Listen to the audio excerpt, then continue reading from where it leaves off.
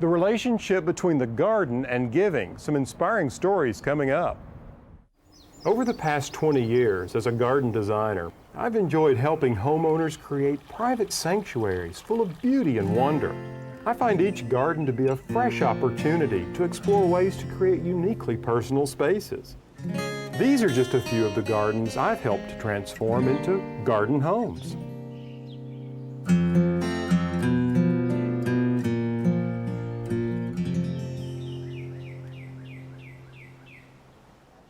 Hi, I'm Alan Smith. Welcome to the Garden Home. We've got an exciting show for you today.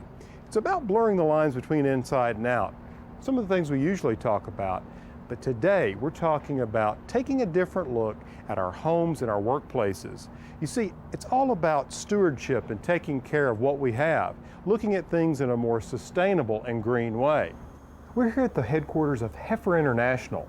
Now, this is a leading humanitarian agency that works to end world hunger. The state-of-the-art facility is sitting directly on top of what used to be a contaminated landfill. And inside the building, we're surrounded by environmentally sound measures that truly make this a green structure. We'll find out more about this building that's bucking the trends of conventional construction a little later. We'll also explore ways to make our garden spaces places of giving, whether you're sharing your garden with friends or harvesting the fruits of your labor to share. Now, I'm here to tell you this show has some great and inspiring ideas that'll have you rethinking your home and garden.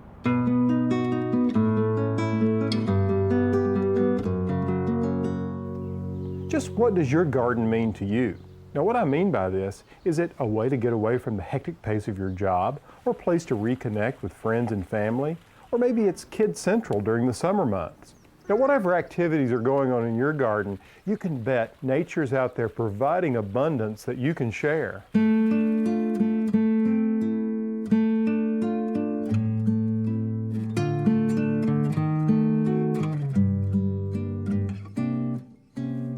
It's astonishing the number of wildflower species that grow across this country. Every region seems to have its favorites, like the bluebonnets of Texas and all of those California poppies. And in the northeast and north central parts of this country alone, there are over 1,200 species. Many of these varieties are at their best or showiest in the spring and summer, along roadsides and meadows. But one of the best times to sow the seed is actually during the late summer and early fall. If you plant during this period, you want to make sure that your plants have enough time to germinate and establish themselves before the first hard frost. That's usually about 8 weeks. And it's critical you keep plenty of moisture in the soil during this time. If you don't have time to plant them this fall, you can plant them in the very early spring. Getting them in the ground is a snap. Just break up the soil in your garden down to about 3 inches. This will ensure good seed-to-soil contact. If you're working with a larger area, a rototiller can make this job a lot easier. Many wildflower seeds are very tiny, so to get even distribution when sowing, it's a good idea to mix the seed with an inert material like dry sand. And I don't advise using fertilizer because this seems to just encourage weeds. One last thing, if you use one of these wildflower seed mixes, you'll find that they contain both annuals and perennials. The annuals will bloom this spring, but many of the perennials will take 2 years to flower, so you have to be patient. Not too many years ago, if you wanted to have a garden from one year to the next, you had to save seed. Vegetable and flower seed were a vital part of farm life, and exchanging them with neighbors and friends was an important part of rural culture. Today, with so many seeds available to us from seed racks and catalogs, it may seem a bit pointless to save. But if you garden, you know seed can get expensive, so why not save a little money? If you take a packet of petunia seed as an example, at an average cost of, say, $2 a pack, that price per pound for petunia seed would be around $14,000. These basket flowers were spectacular just a few weeks ago. Since the seed is difficult to find, I save as many as I can. After the flowers fade and the seed pods dry like this, I break them off and sort out the seed. Whether it's basket flower or any other flower, I like to take the seed heads and place them on newspaper in a tray. As they dry, the seed begin to fall, and then I store them in these little film canisters and label them for planting in the spring. I save seed from a wide range of my old garden standbys, everything that's not a hybrid. Things such as my Formosa lily, verbena on a stick, and even flowering tobacco. One of the nice things about saving seed is that you may preserve an heirloom strain that's no longer commercially available. So by spending a little time in the garden gathering seed, we may keep some of our favorite garden flowers from being lost forever. That's what Gary Ibsen started out doing when he began saving heirloom tomato seeds many years ago. Today, Gary has grown more than 500 varieties of organic heritage tomatoes from all over the world. His passion has spilled over into a local festival. Plant 'em in the spring and eat 'em in the summer. All winter without 'em's a culinary bummer. I forget all about the sweating and the digging every time I go out and pick me a biggin'. Homegrown tomatoes, homegrown tomatoes. What would life be without homegrown tomatoes? Only two things that money can't buy, and that's true love and homegrown tomatoes. I remember the first tomato fest I came to, which was out in the middle of a cornfield here in Carmel Valley. It was an absolutely wonderful happening, and I can see it's grown into a much larger happening now. What's different about this tomato festival than the one 5 years and 10 years before that? Well, I think we had about 250 people at that event, and that was large for us at that time. And it was the first year I think we went public, where we started opening it up to the public and turning it into a charity event. We now have 2,000 people, and they're coming from all over the country. And it's not just a local event anymore, but it's definitely still a community event. Well, there's a great spirit here. The tomatoes bring it out in everyone. So Gary, how did you get into tomatoes? Well, I got started growing tomatoes maybe 30, 40 years ago, but I got started growing heirloom tomatoes when I was introduced by an old Portuguese gentleman who loved to garden and who introduced me to 5 varieties of heirloom tomatoes and sent me home with those, and it transformed the way I grew tomatoes. I just loved what I was growing. The flavor sold you on heirlooms. Yeah, intensity, big difference. Yeah. Not only that, but it fit in with my philosophy of taking care of the soil and passing things down from generation to generation. Because once that genetic material's lost, it's gone forever. Gone. And I think in about the last 30 years, we've lost almost 30% of our heirloom varieties. How many have you grown this year? This year I've got 340 growing, all heirloom varieties from all over the world. So I'm still accessing seed from places where they claim to have the best tasting tomatoes in any region or in any country. I'll get the seed and plant it here. And Constantly bring it, experimenting. Constantly. Yeah. And then we take it to this venue and have people find out what their favorites are. At the same time, we're finding out what our favorites are for taste. I primarily grow for taste. Now, who hasn't enjoyed a great tasting tomato grown by a neighbor? I have an artist friend who was so inspired by a bowl of homegrown Roma tomatoes that I gave him that he painted them. If you're looking for a way to share tomatoes from your garden, why not try a delicious recipe like this one for tomato marmalade? You see, you take 10 cups, which is approximately 5 pounds of ripe tomatoes, peel them, and then chop them. Next, add a little citrus, 2 medium oranges and 1 medium lemon to be exact. Then some spice, 4 cinnamon sticks, 1 tablespoon of whole cloves, 5½ cups of sugar, and 1 teaspoon of salt. Now what you want to do is drain the tomatoes, then slice the oranges and lemons very thin, quartering the slices and removing the seeds. Tie the spices to a bag or cheesecloth. Now combine tomatoes, sugar, and salt in a 6 to 8 quart saucepan. Now you'll want to stir this well, then add the orange and lemon slices along with the spice bag. Now you'll want to bring all this to a boil, stirring occasionally, and you'll cook it to a jelly-like stage. This will take approximately 45 minutes at about 220 degrees. Now remove it from the heat and discard the spice bag, skim off the foam if needed. Immediately fill hot, sterilized half-pint jars with marmalade, leaving about 1/4 inch space at the top. Then just wipe the jars off with a clean, damp cloth. Place hot lids on the jars and screw the bands on tightly. You need to complete the process by bathing the jars in a hot bath for 5 minutes. Tomato marmalade is delicious on bagels with cream cheese, biscuits, or as a glaze for some meats. Now that recipe reminds me that herbs are another great garden treat that's ideal to share. And the great thing is, well, you don't have to have a lot of space to grow herbs. You see, a simple container or window box is really all you need. Just remember to keep the soil well drained. I like to amend a good quality potting soil with sand just to ensure this.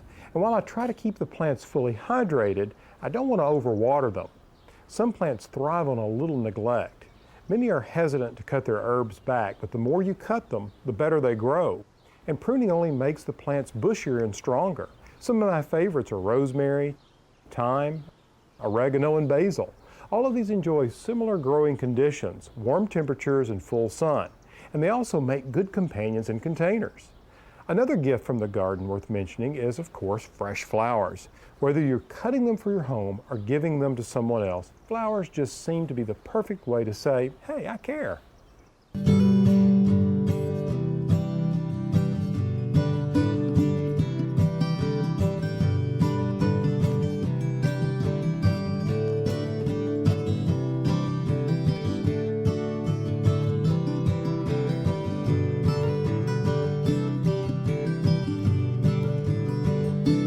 Talk about an inspiring place. This is the headquarters of Heifer International. See, this is an organization that's all about relieving global hunger and embracing everything that's green, making the planet a greener place. In fact, this building is a great example of this. It's completely green. Ray White of Heifer International shows us some of the key environmental components integrated throughout the building. This building is designed to be an office building, but it's also intended to really show sustainable development. The way to build a building that is environmentally friendly, good for the planet, really helps the environment rather than hurts it. The use of water on this site is environmentally sustainable. We are really proud of the way that we use water. It starts with a parking lot where all the water is collected and it flows into this water feature, this moat that runs around the building. It's called a constructed wetland, and that water is cleaned by all the plant materials that turn inorganic compounds into organic compounds. And that makes it safe to use when feeding animals or when we're using it for irrigation on the site. The other part of the water story that's really neat is that we collect all the water from the roof and it goes into this water tower that you see behind me. It actually allows us to use water in the radiant heating system in the winter, and it also is great for flushing toilets and all the gray water uses and irrigating this site. We're in this stairwell and it has all this glass around us, but you know, it's not going to be very hot in here because there's vents at the bottom and top that allow the air to circulate through here. And that makes it possible for us all to use these stairwells that you see rather than using energy that runs the elevators. In addition, you know, this energy use is really interesting in the building because we have these large panes of glass that allow lots of light into the building, and that means that we don't have to use a lot of interior lighting. There's indirect natural light at every workstation. The building is narrow, and so the light penetrates to the very middle of the building. It was designed that way. And in addition to that, we have these large eaves that you can see that help block the light in those parts of the year that you don't need it. And there are baffles and there are light shelves that perform that function on the other side of the building where you're going to get that northern light that falls kind of harshly on right next to the windows. So they've got that thought of. I mean, I really think the architects were just brilliant to think of the way to use the light so that it would always be working for us instead of against us. You know, this building is largely made up of recycled materials, like the steel in the building. 90% of the steel is recycled. And then we also have all the office furniture, the cubes, all that is recycled. And we also have renewable resources like the bamboo floor that I'm standing on. It takes only 5 years to grow as opposed to 30 years for hardwoods. If you look up, you can see wood that came from Mississippi that's a nearby resource, and many of the materials that the building was constructed of came from right around here. The steel was fabricated less than a mile away. The site itself is actually a brownfield cleanup, so you can consider that we recycle the site. I can tell you from being in this building and working and living in it, it's like the light and the cleanness of the air, at the end of the day, you feel energized. You don't feel dragged down like we did when we were in a conventional structure. So it's really been an improvement for our employees. I have to say I'm really inspired by what Heifer does around the world. And another great thing about this organization is they never forget to lead by example. At the center of Heifer's kind of principle, our way of working, is something which you call passing on the gift. That's one of our cornerstones. And what passing on the gift means is that every family that receives a gift of livestock is obligated or agrees to pass on an animal of equal or greater value to another family in the community. And so what that does is that it makes our work sustainable. It makes our example or our approach replicable around the world, and the projects are able to take on from there and really multiply. And so, you know, with passing on the gifts, so many people are able to benefit from one gift that we give to a community or to a family. Hello, my name is Beatrice, and I am 9 years old. The story of Beatrice's goat is a very inspiring story about a young girl who grew up in Uganda. Her name is Beatrice, and she's currently a student in Boston. And she grew up in Uganda with a very poor family with many siblings.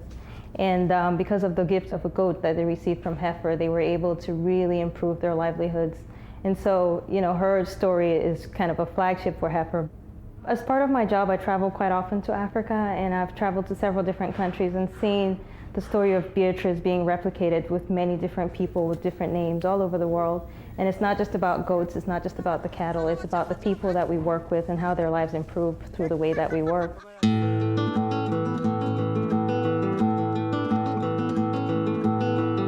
I don't know about you, but when I begin to think outside the box, allow myself to do that, I'm always surprised by the alternatives that are out there. And when you start thinking about a green building, you would really be surprised at the different approaches you could take that are actually more sustainable and more earth-friendly. One example would be this insulation. It's a pretty mundane subject, but when you think about this insulation, which is actually made from soybeans, yes, a sustainable, renewable resource, well, it gets pretty exciting. You could actually eat this stuff. Now, I don't recommend it, but it's inspiring for me to see plants used in a way that actually create a more sustainable planet. And if we as gardeners can ignite a spark in the children around us and get them interested in the gift of gardening, then maybe they'll become connected with the world around them and help make it a greener place. When I was growing up, I was constantly reminded by my grandparents and parents of the importance of saving and reusing things. And those are some of the same voices I remember when I add material to my compost bin. Composting is such an efficient form of recycling. I'm always adding to my bins, whether it's scraps from the kitchen or clippings from the garden. And in no time, you can produce this, an excellent enhancer for your soil. I find myself applying this a couple of times a year in my raised vegetable beds because I always have a variety of things growing in them. With many of my early spring crops finished, I'm ready for the next round.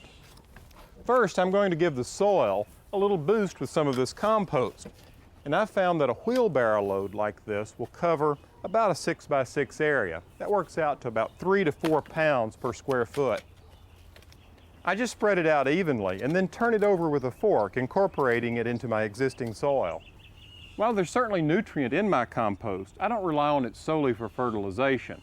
I mainly use it in these beds to help improve the texture of my soil so it'll fall apart like this when I squeeze it.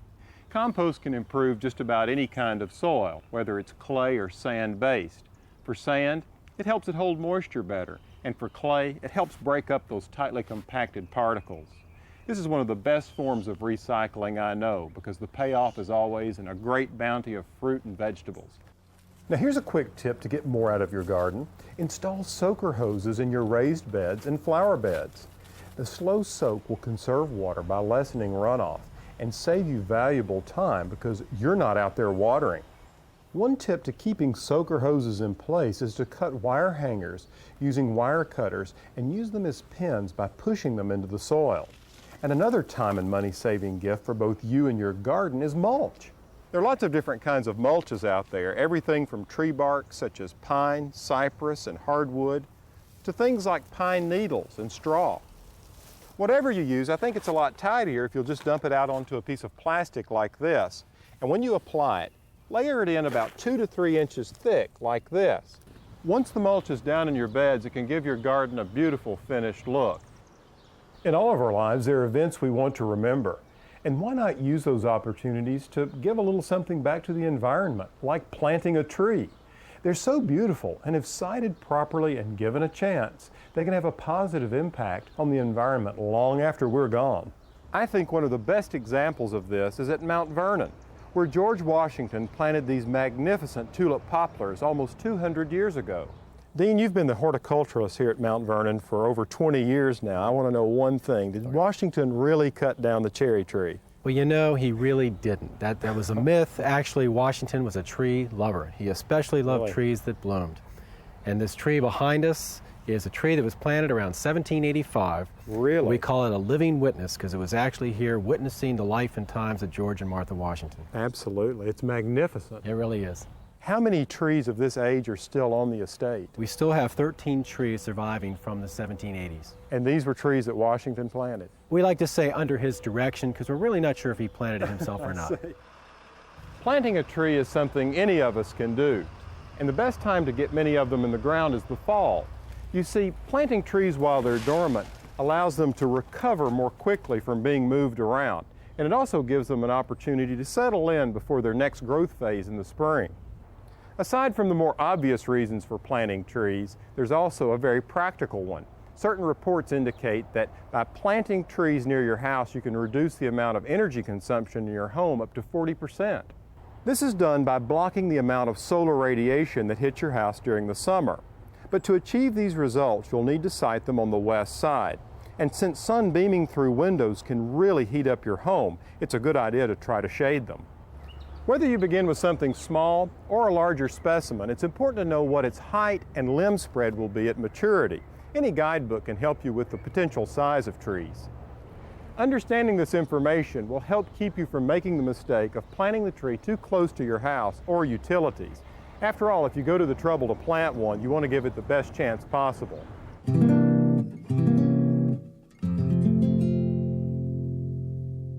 Gardens can also help us remember special places. I know that I think of one of my favorite gardens, Arley Hall in England, every summer when my front borders are full and abundant.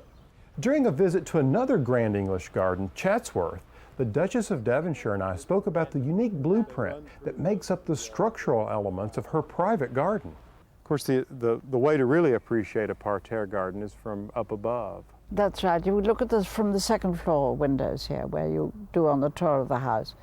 And you see down here, and it explains itself then. It does. Your Grace, when did this idea come to you to make the parterre? Well, years and years ago, well, not long after we moved here, we realized that it was a very boring bit. And I was looking at the architectural plans for Chiswick House, and I suddenly saw that that dome could be the pond here, and that the scale was about right, not far out, and it did prove to be so. It's only a foot out. And then had it laid out in golden box. Yes, and the man said nobody's ordered golden box since 1914. So they had to root the box and grow them all. Yeah, it was quite a job getting it. Your choice of golden box in this parterre garden, I think, is a brilliant idea because the contrast allows you to appreciate the pattern. Well, the real reason for choosing golden box, the same as there's a lot of golden yew in the garden, is that this is a very dark climate. Sun happens to be out today, but it isn't usual. Yeah, grey skies. You know, for the dark, most part. Exactly. So you look out onto this garden and you feel it comes alive when it's all yellow. Yes, it just pops. Yeah, it does. It's beautiful in May and June, and it remains golden, of course, all the year. So that's why I got golden box.